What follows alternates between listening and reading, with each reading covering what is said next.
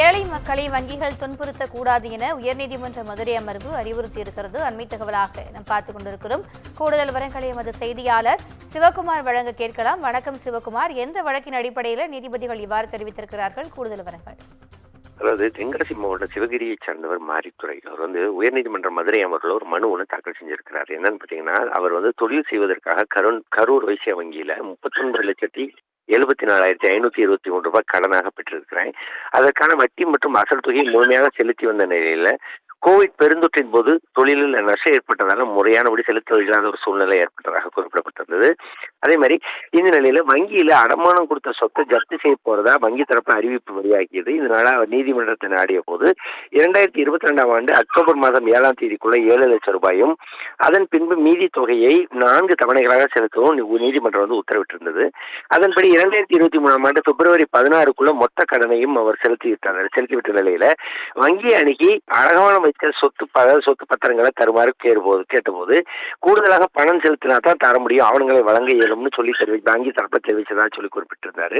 இது ஏற்கத்தக்கதல்ல எனவும் நீதிமன்ற உத்தரவின் அடிப்படையில் செலுத்த வேண்டிய அனைத்து தொகையும் செலுத்திய பிறகும் அவரது ஆவணங்களை திரும்ப வழங்காமல் இருப்பது ஏற்கத்தக்கதல்ல என்னும்.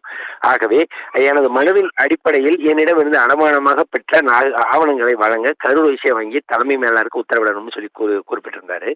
இந்த வழக்கானது இன்னைக்கு நீதிபதி ஸ்ரீராம் மற்றும் நீதிபதி லட்சுமி நாராயணன் அமர்வு முன்பு விசாரணைக்கு வந்ததுங்க.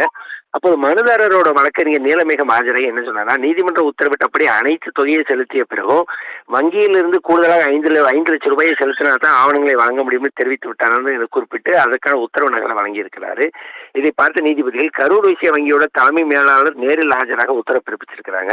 பிற்பகல வழக்கு விசாரணைக்கு வந்தபோது கரூர் வைசிய வங்கியின் தலைமை மேலாளர் ஸ்ரீநாத்குமார் நேரில் ஆஜரானார்.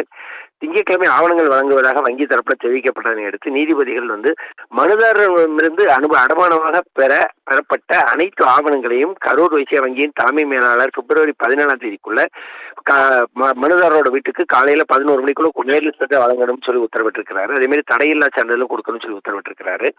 சொத்தை வங்கியின் பெயர்ல பதிவு செய்ததை ரத்து செய்ததற்கான அனைத்து நடவடிக்கையும் அதே மாதிரி தலைமை மேலாளர் மேற்கொள்ள வேண்டும்னு ஒருவரை பழிவாங்கும் நோக்கில் நடந்து கொண்ட கரூர் வைசிய வங்கி தலைமை மேலாளர் ஸ்ரீநாத்குமாருக்கு 25,000 ரூபாய் அபராதமும் விதிச்சிருக்கிறாங்க. அத்தனை ஆவணங்களையும் ஒப்படைக்கும் என்றே மனுதாரரிடம் அபராத தொகையை வழங்கணும் அப்படின்னு சொல்லி தெரிவிச்சு அந்த உத்தரவை அதே மாதிரி வங்கிகள் ஏழை மக்கள் துன்புறுத்தக்கூடாது அப்படின்னு சொல்லி அறிவுறுத்தி இருக்கிறாங்க. திவ்யா, கூடுதல் விவரங்களுக்கு நன்றி சிவகுமார்.